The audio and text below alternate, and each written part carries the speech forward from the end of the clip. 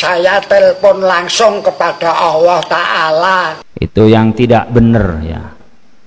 Pertama, gimana bisa teleponan sama Allah? Masa ada pulsanya?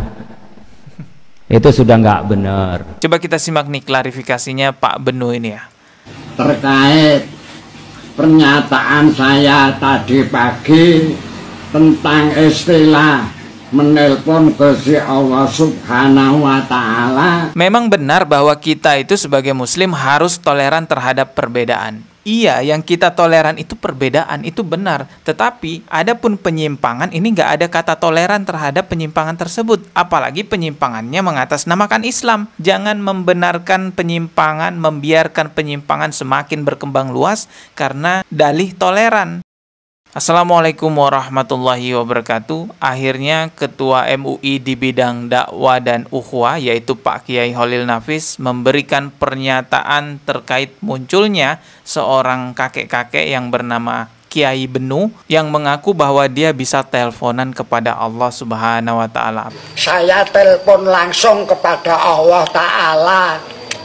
Ya Allah, kemarin tanggal 4 malam 4, ya Allah, ini sudah 29, satu Syawalnya kapan?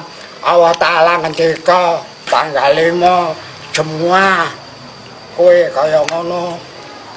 Lah makanya disalahke wong ora apa-apa, urusan ingsun Gusti Allah. Pak Kiai Khalil Nafis selaku Ketua MUI mengatakan bahwa itu tidak benar ataupun itu menyimpang. Coba kita simak nih pernyataan dari Ketua MUI. Ya, kecuali yang Syawalan duluan jamaah aulia.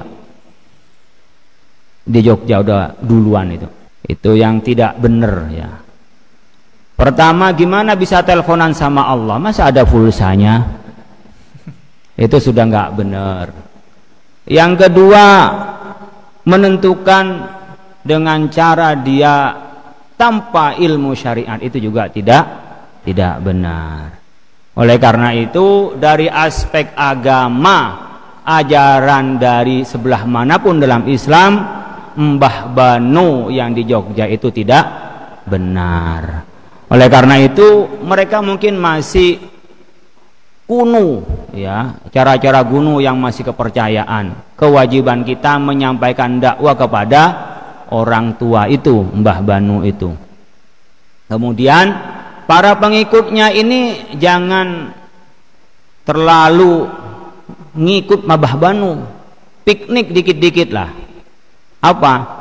Ya baca-baca di media sosial, baca di web, nanya sama guru. Cara menentukan awal Ramadan dan akhir Ramadan itu sumu li ru'yatihi wa aftiru bi ru'yatihi. Karena melihat bulan kita berpuasa, karena melihat bulan kita berlebaran. Nah, melihat bulan ini paling bisa selisihnya sehari.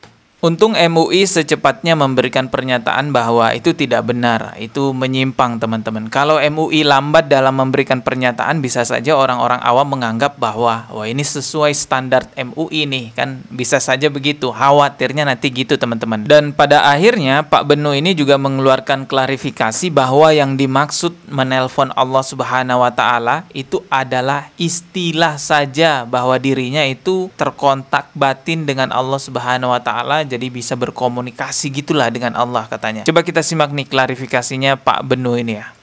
Terkait pernyataan saya tadi pagi tentang istilah menelpon Gusti Allah Subhanahu wa Ta'ala, itu sebenarnya hanya istilah. Nah, itu hanya istilah katanya Pak Benu ya. Yang sebenarnya tuh ini teman-teman. Dan yang sebenarnya adalah perjalanan spiritual saya, kontak batin dengan Allah Subhanahu wa Ta'ala. Apabila pernyataan saya yang menyinggung atau tidak berkenan, saya mohon maaf yang sebesar-besarnya kepada semua pihak. Terima kasih. Masya Allah, kasihan ya Bapak ini.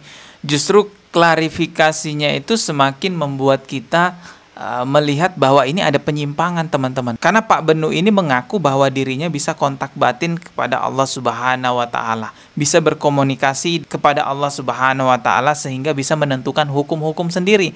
Kapan awal Ramadan, kapan akhir Ramadan. Bisa saja selangkah lagi Pak Benu ini ngaku nabi, teman-teman. Dan jelas ini adalah khurafat yang luar biasa, mengaku kontak batin dengan Allah Subhanahu wa taala sehingga bisa menentukan hukum-hukum sendiri dalam beragama, khususnya di agama Islam lagi. Ini adalah suatu penyimpangan yang tidak bisa kita biarkan, karena kalau kita biarkan khawatir jamaah aulia ini semakin banyak dan semakin rusaklah agama Islam di salah satu daerah yang ada di Indonesia. Mungkin awalnya hanya di daerah itu saja, tapi bisa berkembang di luar daerah-daerah lainnya juga. Pengasuh jamaah aulia mengimbau seluruh warga untuk menghormati perbedaan dan mementingkan kerukunan antar umat beragama.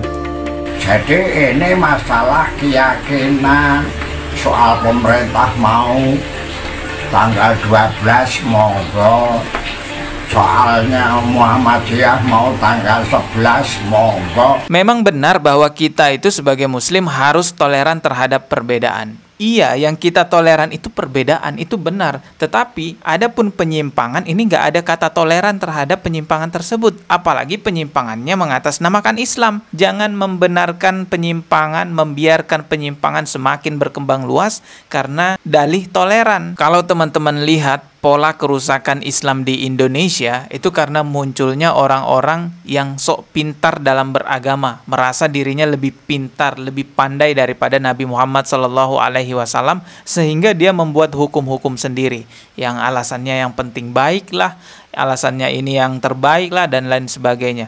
Tapi sebenarnya yang mereka lakukan adalah merusak agama Islam. Nanti kalau kita bilang, kita tegaskan bahwa itu bid'ah, mereka malah kepanasan mengatakan kita ini Wahabi. Semoga pihak MUI segera mengambil langkah tegas, tidak hanya memberikan pernyataan bahwa ini salah, ini menyimpang, melainkan mengambil tindakan tegas untuk meluruskan ataupun membubarkan jamaah-jamaah yang menyimpang tersebut. Karena kalau dibiarkan, ini bisa merusak agama Islam di Indonesia. Karena kita lihat pengikutnya kan juga semakin lama semakin banyak. Di dalam agama Islam itu sudah sangat jelas, tuntunan beribadah itu melalui Al-Quran dan hadis dan melalui penjelasan-penjelasan para ulama-ulama terdahulu, yaitu ulama salafus soleh.